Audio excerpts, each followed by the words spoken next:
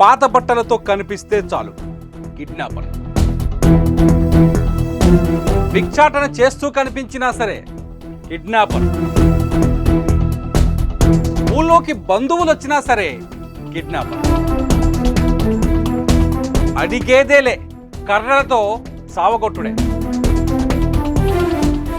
Kidnap kidnap kidnap. తెలంగాణలో ఎక్కడ చూసినా ఇప్పుడు జరుగుతున్న రచ్చ ఇదే. వాట్సాప్ మెసేజ్ల్లో చెలరేగుతున్న వదంతులు అమాయకులకు మరణ శాసనాలవుతున్నాయి. తేజస్ అకాడమీ స్థాపించిన 12 సంవత్సరంలో 1918 డిఫెన్స్ ఉద్యోగాలతో పాటు ఇంటర్లో రాష్ట్ర స్థాయి మార్కు సాధించి తెలంగాణ నెంబర్ 1 గా నిలిచిన తేజస్ అన్న తేడా లేదు. ఊళ్ళో ఎవరైనా కొత్త వ్యక్తి కనిపిస్తే చాలు అతన్ని వెంటాడి కర్రలతో కొట్టి చంపేస్తున్నారు. తెలంగాణలోని ఏ గ్రామానికి వెళ్ళినా, ఏ పట్టణానికి వెళ్ళినా కిడ్నాపర్ల కథే నడుస్తోంది.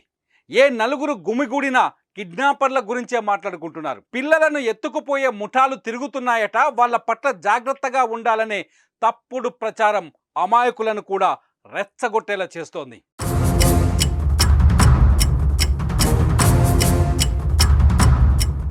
వరంగల్లో చిన్నపిల్లల్ని కిడ్నాప్ చేశారనే ఒక తప్పుడు వార్త కరీంనగర్ పట్టణంలో ఉండే ప్రజల వాట్సాప్లో తిరుగుతోంది.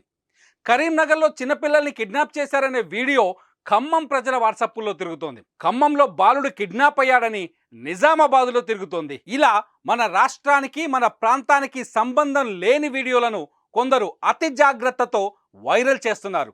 సంబంధం లేని వీడియోలకు పనికిరాని కథలు రాసి జనం మీదకు వదిలేస్తున్నారు. ఈ వైరల్ వీడియోలు అమాయకులను రెచ్చగొడుతున్నాయి. ఎవరైనా కొత్త వ్యక్తులు ఊళ్ళో కనిపిస్తే వారిని కిడ్నాపర్లే అని అనుమానించి హత్యలు చేసేదాకా తీసుకెళ్తున్నాయి. నిజామాబాద్లో అదే జరిగింది.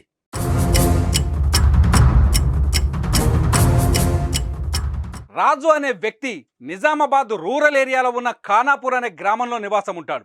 అతను ఒక అనాథ. భిక్షాటన చేసుకుంటూ బతికే రాజు ఎవరైనా అన్నం పెడితే తింటాడు, లేదంటే పస్తులుంటాడు. ఎప్పటిలాగే నిజామాబాద్లో భిక్షాటనకు వచ్చిన రాజు నిజామాబాద్ గాయత్రి నగర్లో భిక్షాటన చేస్తూ కనిపించాడు. కాకపోతే అతను భిక్షమెత్తుకోవడానికి ఆడవేషంలో తిరుగుతుంటాడు. అయితే రాజును గుర్తించని కొందరు వ్యక్తులు అతడు కిడ్నాపర్స్ అని రెచ్చిపోయారు. కర్రలు తీసుకొని చిత్తకబాదారు. పోలీసులు వచ్చేసరికి అతన్ని సావగొట్టేశారు. అంతేకాదు అతన్ని దెబ్బలు కొడుతున్న వీడియోను సోషల్ మీడియాలో కూడా వైరల్ చేశారు. ఆసుపత్రికి తీసుకెళ్లే లోపు రాజు చచ్చిపోయాడు. ప్రాణం పోయిన తర్వాత అతను మనవాడే అని గుర్తించారు.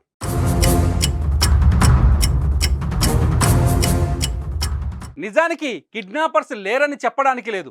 పిల్లల కిడ్నాపులు జరగట్లేదా అన్న ప్రశ్నకు సమాధానం కూడా లేదు. కానీ అవి ఎప్పుడూ జరిగే బుదంతాలే. ఏదో ఒక చోట కుట్రతోనో కక్షతోనో పిల్లల్ని కిడ్నాప్ చేసే దుర్మార్గులు ఉన్నారు. మొన్న చౌటుప్పల్ మండలంలో అదే జరిగింది.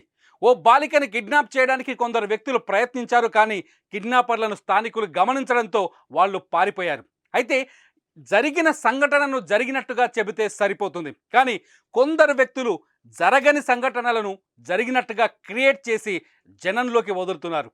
దీనికి అన్యం పుణ్యం ఎరగని అమాయకులు బలైపోతున్నారు.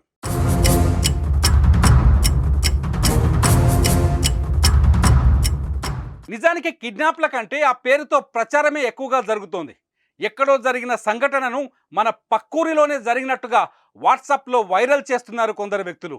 అందులో నిజానిజాలను తెలుసుకోకుండానే ఒకరి నుంచి మరొకరికి ఫార్వర్డ్ చేస్తున్నారు. ఇది చాలా ప్రమాదకంగా మారుతోంది. కిడ్నాపర్లు తిరుగుతున్నారు అనే వదంతులు వ్యాపించడంతో గ్రామాల్లో ఎవరు కొత్త వారు కనిపించినా ప్రజలు అనుమానిస్తున్నారు. వాళ్ళ ఊరు పేరు అడిగేలోపే దాడులకు పాల్పడుతున్నారు.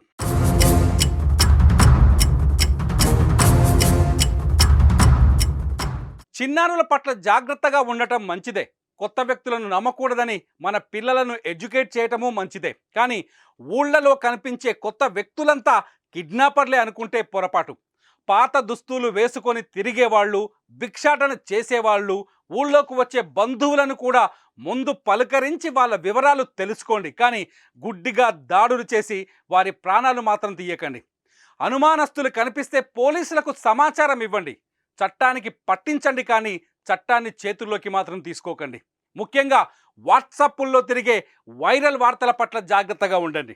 అంతేకాదు అవన్నీ నిజాలని మాత్రం నమ్మి మోసపోకండి.